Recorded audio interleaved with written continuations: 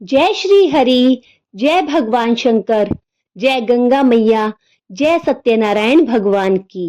प्रणाम भक्तजनों, भक्ति आलोक परिवार में आप सबका हार्दिक स्वागत है। आज का दिन कोई साधारण दिन नहीं है। आज है कार्तिक पूर्णिमा।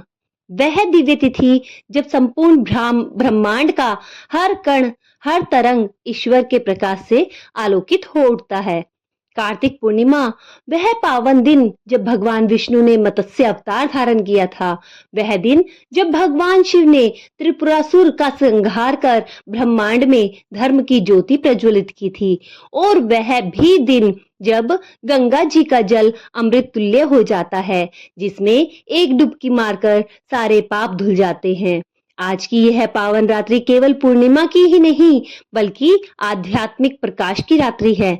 आज दीप जलते हैं, केवल घरों में ही नहीं, मन के भीतर भी। आज हम ईश्वर से प्रार्थना करते हैं कि हमारे भीतर का अंधकार मिटाकर भक्ति के दीप सदैव जलता रहे। तो आइए भक्तजनों, इस पावन अवसर पर हम सब मिलकर ईश्वर के चरणों में शीश झुकाएं और सुने कार्तिक पूर्णिमा के महात्म का अंतिम अध्याय, अर्थात 35वां अध्याय। आप सबने कार्तिक महात्म के इस यात्रा में जो हमारा साथ दिया है, उसके लिए हम आप सबके आभारी हैं। तो आइए श्री हरि भगवान विष्णु का नाम लेते हुए अंतिम अध्याय 35वां अध्याय शुरू करते हैं। बोली श्री हरि भगवान विष्णु की जय।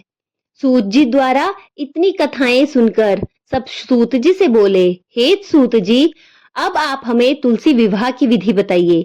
सूत जी बोले, कार्तिक शुक्ला नवमी को द्वापर युग का आरंभ हुआ है, अतः यह दिन दान और उपवास में कर्मशः पूर्वाव्यापिनी और पराव्यापिनी हो तो ग्रह है। इस तिथि को नवमी से एकादशी तक मनुष्य सहस्त्रोक्त विधि से तुलसी जी का विवाह करके उत्सव मना सकता है, तो उसे कन्यादान का फल प्राप्त होता है।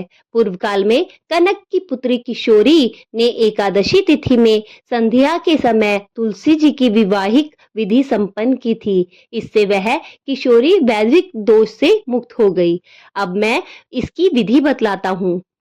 1 तोला सुवर्ण की भगवान विष्णु की सुंदर प्रतिमा तैयार करवाएं, अथवा अपनी शक्ति के अनुसार आधे या चौथाई तोले की ही प्रतिमा बनवा लें। फिर तुलसी और भगवान विष्णु की प्रतिमा में प्राण प्रतिष्ठा करके षोडशोपचार से पूजा करें। पहले देश काल का स्मरण करके गणेश पूजा करें। फिर पुण्यावाचन कराकर नांदी श्राद्ध करें। तत्पश्चात वेद मंत्रों के उच्चारण और बाजे आदि की ध्वनि के साथ भगवान विष्णु की प्रतिमा को तुलसी जी के निकट लाकर रखें। प्रतिमा को वस्त्रों से आच्छादित करना चाहिए। उस समय भगवान का आह्वान करें, भगवान केशव, आइए देव, मैं आपकी पूजा करूंगा, आपकी सेवा में तुलसी को समर्पित करूंगा, आप मेरे संपूर्ण मनोरथों को पूर्ण करें। इस प्रकार आवाहन के पश्चात 3-3 बार अर्घ, पाद और विष्टि का उच्चारण करके इन्हें बारी बारी से भगवान को समर्पित करें। फिर आचमन्य पद का 3 बार उच्चारण करके भगवान को आचमन कराएं। इसके बाद कांसे की बर्तन में दही, घी और मधु रखकर उसे कांसे के पात्र से ही ढक दे तथा भगवान को अर्पण करते हुए इस प्रकार कहें, वासुदेव, आपको नमस्कार है। यह मधुपर्क अर्थात दही, घी और शहद के मिश्रण को मधुपर्क कहते हैं, ग्रहण कीजिए। तदंतर हरिद्रा लेपन और अभ्यंग कार्य संपन्न करके गोधूली की वेला में तुलसी और विष्णु जी की पूजा पृथक पृथक करें। दोनों को एक दूसरे के सम्मुख रखकर मंगल पाठ करें। जब भगवान सूर्य कुछ कुछ दिखाई देते हो, तब कन्यादान का संकल्प करें।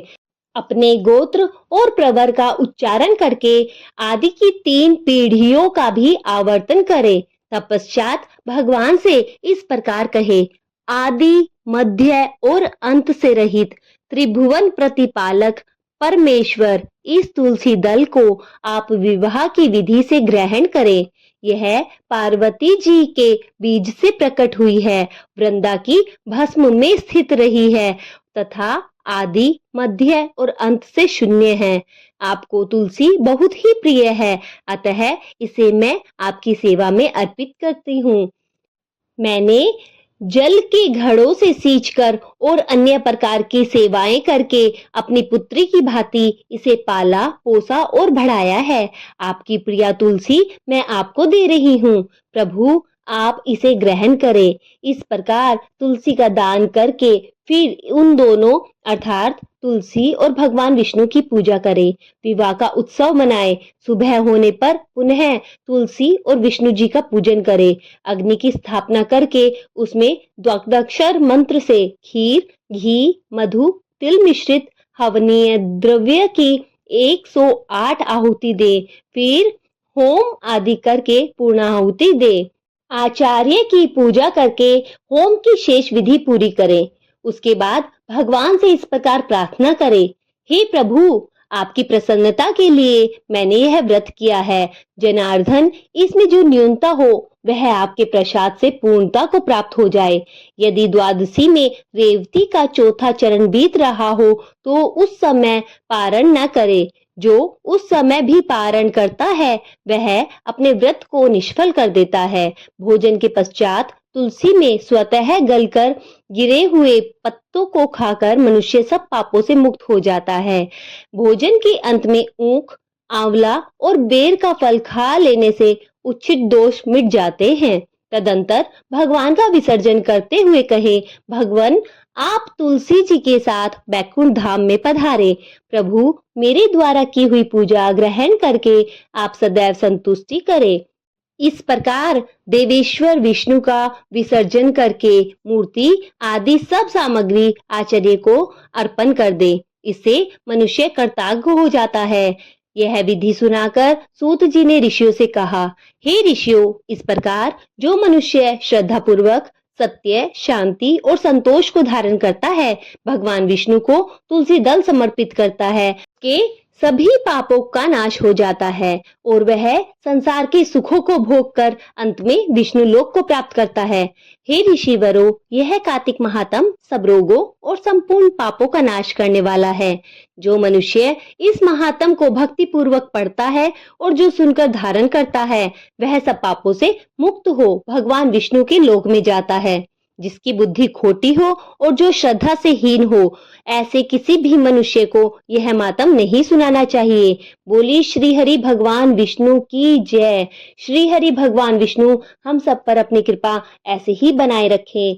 यहीं पर हमारा 35वां अध्याय भी समाप्त होता है। कार्तिक महात्म की इस पवित्र यात्रा में हमारे साथ बने रहने के लिए आप सबका बहुत बहुत आभार। भक्तजनों, अगर आपको हमारी वीडियोस पसंद आ रही हैं तो चैनल को जरूर सब्सक्राइब करें और वीडियो को ज्यादा से ज्यादा शेयर कीजिए। आगे भी हम आपके लिए ऐसे ही भक्ति भाव से भरी हुई वीडियो लाते रहेंगे। तब तक के लिए धन्यवाद।